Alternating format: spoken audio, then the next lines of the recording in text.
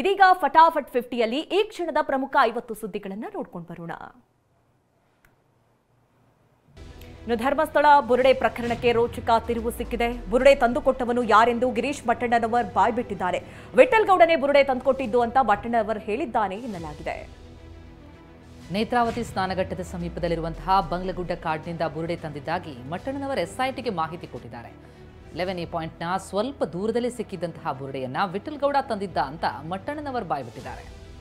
ಕೇರಳದ ಯೂಟ್ಯೂಬರ್ ಮನಾಫ್ಗೂ ಬುರುಡೆ ಸಂಕಷ್ಟ ತಂದಿಟ್ಟಿದೆ. SIT ನೋಟಿಸ್ನಿಂದ ಕಂಗಾಲಾದ ಮನಾಫ್ audio release ಮಾಡಿದ್ದಾನೆ. ಸುಜಾತಾ ಭಟ್ರನ್ನ ಅಮ್ಮ ಎಂದು ಭಾವಿಸಿ ಸುಜಾತಾ ಭಟ್ ಜೊತೆ ನಿಂತಿದ್ದೆ, ಇಂಥವರಿಗೆ ಬೆಂಬಲ ನೀಡಬಾರದು ಅಂತ ಮನಾಫ್ ಹೇಳಿದ್ದಾರೆ. ಧರ್ಮಸ್ಥಳ ವಿರುದ್ಧ ಷಡ್ಯಂತ್ರ ಪ್ರಕರಣದಲ್ಲಿ ಎಸ್ಐಟಿ ವಿಚಾರಣೆ ಚುರುಕಾಗಿದೆ. ಗಿರೀಶ್ ಮಟ್ಟಣ್ಣನವರ್, ಜಯಂತ್ ಇವತ್ತು ಕೂಡ ವಿಚಾರಣೆಗೆ ಹಾಜರಾದರು. ಬೆಳ್ತಂಗಡಿ ಎಸ್ಐಟಿ ಕಚೇರಿಯಲ್ಲಿ ತಡರಾತ್ರಿವರೆಗೂ ಮಟ್ಟಣ್ಣನವರ್, ಜಯಂತ್ ವಿಚಾರಣೆಯನ್ನು ಎದುರಿಸಿದ್ದಾರೆ. ನೇತ್ರಾವತಿ ನದಿ ತೀರದ ಬಂಗ್ಲಗುಡ್ಡದ ಬಳಿ ಪೊಲೀಸರ ಭದ್ರತೆ ನೀಡಲಾಗಿದೆ. ನಿನ್ನೆ ವಿಠಲ್ ಗೌಡ ಕರೆದೊಯ್ದಿದ್ದ ಪ್ರದೇಶದ ಬಳಿ ಭದ್ರತೆ ಹಾಕಲಾಗಿದೆ. ನನ್ನ ಮಗ ಮುಗ್ಧ ಹುಡುಗ ಅಂತ ಯೂಟ್ಯೂಬರ್ ಅಭಿಷೇಕ್ ತಂದೆ ಮದ್ದುಗೋಪಾಲ್ ಹೇಳಿದ್ದಾರೆ. ಟಿವಿ9 ಜೊತೆ ಮಾತನಾಡಿದವರು ನನ್ನ ಮಗನಿಗೆ ಯಾವುದೇ ದುರುದ್ದೇಶ ಇಲ್ಲ ಅಂತ ತಿಳಿಸಿದ್ದಾರೆ. ಧರ್ಮಸ್ಥಳ ಕ್ಷೇತ್ರಕ್ಕೆ ನ್ಯಾಯ ಒದಗಿಸಿಕೊಡ್ತಾ ಇರೋದು ನಾವು ಅಂತ ಡಿಸಿಎಂ ಡಿಕೆ ಶಿವಕುಮಾರ್ ಹೇಳಿದ್ದಾರೆ. ಬೆಂಗಳೂರಿನಲ್ಲಿ ಮಾತನಾಡಿದ ಅವರು ಬಿಜೆಪಿಯ ನಾಯಕರು ಮತ್ತು ಅವರ ಸಂಘಟನೆಯಿಂದಲೇ ಧರ್ಮಸ್ಥಳಕ್ಕೆ ಅವಮಾನ, ಅನ್ಯಾಯವಾಗಿದೆ ಅಂತ ಹೇಳಿದ್ದಾರೆ. ಪ್ರತಾಪ್ ಸಿಂಹನನ್ನ ಕಿತ್ತು ಬಿಸಾಕಿದ್ದಾರೆ, ಬದುಕಿದ್ದೀನಿ ಅಂತ ತೋರಿಸೋದಕ್ಕೆ ಯತ್ನ ಮಾಡ್ತಿದ್ದಾರೆ ಅಂತ ಡಿಸಿಎಂ ಡಿಕೆ ಶಿವಕುಮಾರ್ ವಾಗ್ದಾಳಿ ಮಾಡಿದ್ದಾರೆ. ಬೆಂಗಳೂರಿನಲ್ಲಿ ಮಾತನಾಡಿದ್ರು ಬಿಜೆಪಿಗೆ ಬೇರೇನೂ ವಿಚಾರ ಇಲ್ಲ, ಪ್ರಚಾರಕ್ಕೆ ಮಾಡ್ತಿದ್ದಾರೆ, ಬಾಯಿ ಮುಚ್ಕೊಂಡು ಇರಬೇಕು ಅಂತ ಡಿಸಿಎಂ ಕಿಡಿಕಾರಿದ್ದಾರೆ. ಉಪಮುಖ್ಯಮಂತ್ರಿ ಡಿಕೆ ಶಿವಕುಮಾರ್ ಬೈಕ್ ರೈಡ್ ಮಾಡಿದ್ದಾರೆ. ಬೆಂಗಳೂರಿನ ಸದಾಶಿವನಗರ ನಿವಾಸದಿಂದ ತಮ್ಮ HD ಬೈಕ್ ಹೊರಟ ಡಿಕೆ ಕೆಪಿಸಿಸಿ ಕಚೇರಿಗೆ ಆಗಮಿಸಿದ್ರು. ಯುವ ಕಾಂಗ್ರೆಸ್ ಕಾರ್ಯಕ್ರಮದಲ್ಲಿ ಭಾಗಿಯಾಗಲು ಡಿಕೆ ಬೈಕ್ನಲ್ಲೇ ಆಗಮಿಸಿದ್ರು.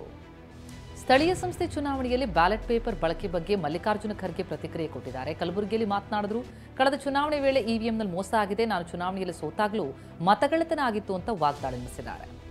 ಸ್ಥಳೀಯ ಸಂಸ್ಥೆ ಚುನಾವಣೆಯಲ್ಲಿ ಬ್ಯಾಲೆಟ್ ಪೇಪರ್ ಬಳಕೆ ಕಾನೂನು ತರ್ತೇನೆ ಅಂತ ಡಿಸಿಎಂ ಡಿಕೆ ಶಿವಕುಮಾರ್ ಹೇಳಿದ್ದಾರೆ. ಬೆಂಗಳೂರಿನಲ್ಲಿ ಮಾತನಾಡಿದ ಅವರು ನಾಳೆನೋ ನಾಡಿದ್ದೋ ನಾನು ಕಾನೂನು ತಂದು ತೋರಿಸ್ತೇನೆ ಅಂತ ಸವಾಲ್ ಹಾಕಿದ್ದಾರೆ. ಸೋಲನ್ನ ಮುಚ್ಚಿಕೊಳ್ಳೋದಕ್ಕೆ ಇವಿಎಂ ಸರಿಯಿಲ್ಲ ಅಂತ ಹೇಳ್ತಿದ್ದಾರೆ ಅಂತ ಬಿವೈ ವಿಜೇಂದ್ರ ವಾಗ್ದಾಳಿ ಮಾಡಿದ್ರು. ಬೆಂಗಳೂರಿನಲ್ಲಿ ಮಾತನಾಡಿದ ಅವರು ಇವಿಎಂ ಮೇಲೆ ಯಾಕೆ ವಿಶ್ವಾಸ ಕಡಿಮೆಯಾಗಿದೆ ಅಂತ ಹೇಳಬೇಕು, ಬ್ಯಾಲೆಟ್ ಪೇಪರ್ ತರ್ತಾ ಇರೋದು ಮೂರ್ಖತನದ ಪರಮಾವಧಿ ಅಂತ ವಾಗ್ದಾಳಿ ನಡೆಸಿದ್ದಾರೆ. ಗ್ರೇಟರ್ ಬೆಂಗಳೂರು ಇಂಟಿಗ್ರೇಟೆಡ್ ಟೌನ್ಶಿಪ್ ಯೋಜನೆಗೆ ವಿರೋಧ ವ್ಯಕ್ತವಾಗಿದೆ. ಬೆಂಗಳೂರು ದಕ್ಷಿಣ ಜಿಲ್ಲೆ ರಾಮನಗರ ತಾಲೂಕಿನ ಬಿಡದಿ ಬಳಿ ಟೌನ್ಶಿಪ್ ನಿರ್ಮಿಸಲು ಸರ್ಕಾರ ಉದ್ದೇಶಿಸಿತ್ತು. ಈ ಯೋಜನೆ ವಿರೋಧಿಸಿ ಬಿಡದಿ ಭಾಗದ ರೈತರು ಮದ್ದೂರಮ್ಮ ದೇವರ ಮೇಲೆ ಪ್ರಮಾಣ ಮಾಡಿ ಪ್ರತಿಭಟನೆ ನಡೆಸಿದರು. ರಕ್ತ ಚಂದ್ರ ಗ್ರಹಣದ ಹಿನ್ನೆಲೆ ಗವಿಗಂಗಾಧರ ದೇಗುಲ ಬಂದ್ ಮಾಡಲಾಯಿತು. ದೇವರಿಗೆ ದರ್ಬೆ ಬಂಧನ ಮಾಡಿ ದೇವಾಲಯದ ಬಾಗಿಲು ಮುಚ್ಚಲಾಯಿತು. ಇದಕ್ಕೂ ಮುನ್ನ ಶಿವನಿಗೆ ವಿಶೇಷ ಪೂಜೆ ಮಾಡಿದ್ದು ನಾಳೆ ಬೆಳಗ್ಗೆ 7 ಗಂಟೆವರೆಗೂ ದರ್ಶನ ಇರಲ್ಲ. ಶುದ್ಧಿ ಕಾರ್ಯದ ಬಳಿಕ ಬಾಗಿಲು ಓಪನ್ ಆಗುತ್ತೆ.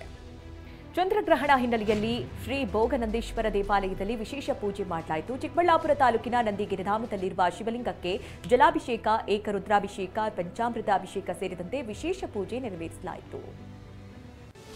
ಖಗ್ರಾಸ ಚಂದ್ರಗ್ರಹಣದ ಹಿನ್ನೆಲೆ ಅಂಜನಾದ್ರಿ ಬೆಟ್ಟಕ್ಕೆ ಭಕ್ತ ಸಾಗರವೇ ಹರಿದು ಬಂದಿದೆ. ಕೊಪ್ಪಳ ಜಿಲ್ಲೆ ಗಂಗಾವತಿ ತಾಲೂಕಿನ ಅಂಜನಾದ್ರಿ ಪರ್ವತದಲ್ಲಿರುವಂತಹ ಆಂಜನೇಯನ ದರ್ಶನಕ್ಕೆ ಭಕ್ತರು ಮುಗಿಬಿದ್ದಿದ್ದಾರೆ. 575 ಮೆಟ್ಟಿಲೇರಿ ಆಂಜನೇಯನ ದರ್ಶನ ಪಡೆದಿದ್ದಾರೆ. ಸಂಜೆ 5 ಗಂಟೆಗೆ ದೇವಸ್ಥಾನದ ಬಾಗಿಲು ಬಂದ್.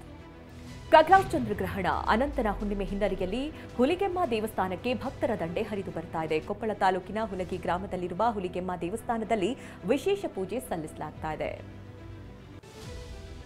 ರಾಯಚೂರಿನಲ್ಲೂ ಗ್ರಹಣಗಳ ದೋಷಮುಕ್ತ ದೇವಸ್ಥಾನ ಇದೆ. ರಾಯಚೂರು ನಗರದಲ್ಲಿರುವಂತಹ ಸುಗ್ರೇಶ್ವರ ದೇಗುಲಕ್ಕೆ ಯಾವುದೇ ಗ್ರಹಣದ ದೋಷ ತಟ್ಟಲ್ವಂತೆ. ಹೀಗಾಗಿ ಗ್ರಹಣದ ವೇಳೆ ಯಥಾಸ್ಥಿತಿಯಲ್ಲಿ ಪೂಜೆ ಪುನಸ್ಕಾರ ಮಾಡಲಾಗುತ್ತೆ ಅಂತ ಅರ್ಚಕರು ಹೇಳಿದ್ದಾರೆ. ರಕ್ತಚಂದ್ರ ಗ್ರಹಣ ಹಿನ್ನೆಲೆಯಲ್ಲಿ ನಿಮಿಷಾಂಬ ದೇವಸ್ಥಾನ ಬಂದ್ ಆಗಿದೆ. ಮಂಡ್ಯ ಜಿಲ್ಲೆಯ ಶ್ರೀರಂಗಪಟ್ಟಣದ ನಿಮಿಷಾಂಬ ದೇವಸ್ಥಾನಕ್ಕೆ ಬೆಳಗ್ಗೆಯಿಂದಲೇ ಭಕ್ತರ ದಂಡು ಹರಿದು ಬಂದಿತ್ತು. ಗ್ರಹಣ ಹಿನ್ನೆಲೆಯಲ್ಲಿ ದರ್ಶನ ಪಡೆದರು. ತಿರುಪತಿ ತಿಮ್ಮಪ್ಪನಿಗೂ ರಕ್ತಚಂದ್ರ ಗ್ರಹಣದ ಬಿಸಿ ತಟ್ಟಿದೆ. ಇವತ್ತು ಮಧ್ಯಾಹ್ನದಿಂದಲೇ ತಿಮ್ಮಪ್ಪನ ದರ್ಶನಕ್ಕೆ ಬ್ರೇಕ್ ಬೀಳಲಿದೆ. ವಿಶೇಷ ದರ್ಶನ, ಉಚಿತ ದರ್ಶನ ಸೇರಿ ಎಲ್ಲಾ ದರ್ಶನಕ್ಕೂ ಬ್ರೇಕ್ ಹಾಕಲಾಗಿದೆ. ಸದ್ಯ ಸರತಿ ಸಾಲಿನಲ್ಲಿ ನಿಂತವರಿಗೆ ಮಾತ್ರ ಅವಕಾಶ ಕೊಡಲಾಗ್ತಾ ಇದೆ. ನಾಳೆ ಶುದ್ಧೀಕರಣದ ನಂತರ ದರ್ಶನಕ್ಕೆ ಅವಕಾಶ ಇರುತ್ತೆ. ಮಲೆ ಮಹದೇಶ್ವರನಿಗೆ ರಕ್ತಚಂದ್ರ ಗ್ರಹಣದ ಬಿಸಿ ತಟ್ಟಲ್ಲ.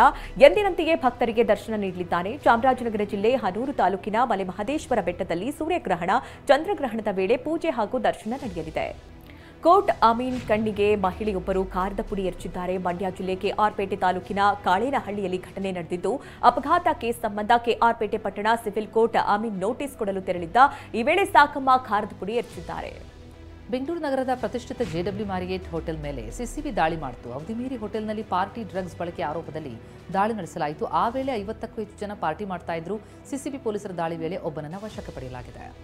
ಗದಗ ಜಿಲ್ಲೆಯ ಗಜೇಂದ್ರಗಡ ಪಟ್ಟಣದಲ್ಲಿ ಅಕ್ರಮ ಮದ್ಯ ಮಾರಾಟ ಮಾಡಲಾಗ್ತಾ ಇದೆ. ಪಟ್ಟಣದ ರಾಯಭಾಗಿ ಪೆಟ್ರೋಲ್ ಬಂಕ್ ಪಕ್ಕದ ರೇಣುಕಾ ಹೋಟೆಲ್ನಲ್ಲಿ ನಿಷೇಧದ ಮದ್ಯೆಯೂ ಮಾರಾಟ ಮಾಡಲಾಗ್ತಾ ಇತ್ತು. ಗಣೇಶ ಹಬ್ಬದಿಂದ ಎಲ್ಲಾ ಬಾರ್ಗಳು ಬಂದ್ ಮಾಡಲಾಗಿತ್ತು.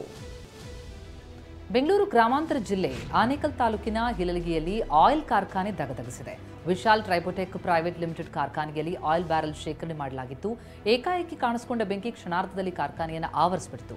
ಬೆಂಕಿ ನಂದಿಸೋದಕ್ಕೆ ಹರಸಾಹಸಪಟ್ಟಿದ್ದಾರೆ. ವಿದ್ಯುತ್ ತಗುಲಿ ಮನೆಯಲ್ಲಿದ್ದ ವಸ್ತುಗಳು ಸುಟ್ಟು ಭಸ್ಮವಾಗಿದೆ. ಕಲಬುರಗಿ ಜಿಲ್ಲೆಯ ಸೇಡಂ ತಾಲೂಕಿನ ಸ್ಟೇಷನ್ ತಾಂಡಾದಲ್ಲಿ ಶಿವಕುಮಾರ್ ಎಂಬುವವರಿಗೆ ಸೇರಿದ ಮನೆ ದಗದಗಿಸಿದೆ. ಮನೆಯಲ್ಲಿದ್ದ 75,000 ನಗದು, ಟಿವಿ, ಮೊಬೈಲ್, ಎಲೆಕ್ಟ್ರಿಕ್ ವಸ್ತುಗಳು, ಬಟ್ಟೆಗಳು ಸುಟ್ಟು ಭಸ್ಮವಾಗಿದೆ. ಕಲುಷಿತ ನೀರು ಪೂರೈಸಿರುವುದಕ್ಕೆ ಗ್ರಾಮ ಪಂಚಾಯಿತಿ ಎದುರು ಪ್ರತಿಭಟನೆ ಮಾಡಲಾಯಿತು. ವಿಜಯನಗರ ಜಿಲ್ಲೆ ಹರಪನಹಳ್ಳಿ ತಾಲೂಕಿನ ಅರಸೀಕೆರೆ ಗ್ರಾಮಸ್ಥರು ಧರಣಿ ನಡೆಸಿದ್ದಾರೆ.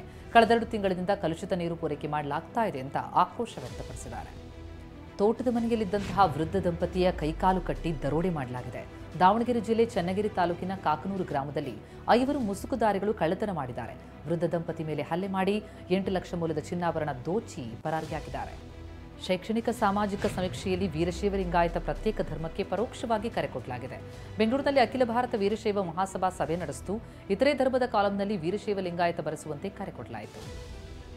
ಬೆಂಗಳೂರಲ್ಲಿ ಡ್ರಗ್ಸ್ ಸಂಗ್ರಹಿಸಿಟ್ಟಿದ್ದ ವಿದೇಶಿ ಆರೋಪಿಗಳನ್ನು ಬಂಧಿಸಲಾಗಿದೆ. ಯಲಹಂಕದ ದೊಡ್ಡಬೆಟ್ಟದಲ್ಲಿ ಮನೆಯೊಂದರಲ್ಲಿ ವಿದೇಶಿ ಪ್ರಜೆಗಳು 70 ಲಕ್ಷ ಮೌಲ್ಯದ 700 ಗ್ರಾಂ MDMA ಸಂಗ್ರಹಿಸಿದ್ರು. ಯಲಹಂಕ ಉಪನಗರ ಠಾಣೆ ಪೊಲೀಸರು ಏಕಕಾಲಕ್ಕೆ ಬೆಂಗಳೂರಿನ 7 ಕಡೆ ದಾಳಿ ನಡೆಸಿ 9 ಜನರನ್ನು ಬಂಧಿಸಿದ್ದಾರೆ. ವಾಕಿಂಗ್ ಪಾತ್ ನಿರ್ಮಾಣದಲ್ಲಿ ಹಣ ಲೂಟಿ ಮಾಡಲಾಗಿದೆ. ಸಣ್ಣ ನೀರಾವರಿ ಇಲಾಖೆ ಬೀದರ್ ತಾಲೂಕಿನ ಮನ್ನಳ್ಳಿ ಗ್ರಾಮದ ಕೆರೆ ದಡದಲ್ಲಿ 3,20,00,000 ವೆಚ್ಚದಲ್ಲಿ ವಾಕಿಂಗ್ ಪಾತ್ ಅನ್ನು ನಿರ್ಮಿಸಿದೆ. ಆದರೆ ಜನ ಓಡಾಡದ ಪರಿಸ್ಥಿತಿ ನಿರ್ಮಾಣ ಆಗಿದೆ. ಅಧಿಕಾರಿಗಳ ವಿರುದ್ಧ ಸಾರ್ವಜನಿಕರು ಕಿಡಿಕಾರಿದ್ದಾರೆ. ಚಿಕ್ಕಮಗಳೂರು ಜಿಲ್ಲೆ ಶೃಂಗೇರಿ ತಾಲೂಕಿನ ಹುಲುಗಾರು ಬೈಲೂರಿನಲ್ಲಿ ಕಾಲು ಸಂಕ ಮುರಿದು ಬಿದ್ದಿದೆ. ತುಂಬಿ ಹರಿಯುವ ತುಂಗಾ ನದಿ ದಾಟಲು ಗ್ರಾಮಸ್ಥರು ಪರದಾಡ್ತಾ ಇದ್ದಾರೆ. ಅನಾರೋಗ್ಯಗೊಂಡ 1.5 ತಿಂಗಳ ಮಗುವನ್ನ ಆಸ್ಪತ್ರೆಗೆ ಸಾಗಿಸಲು ದಂಪತಿ ಪರದಾಡಿದ್ದಾರೆ.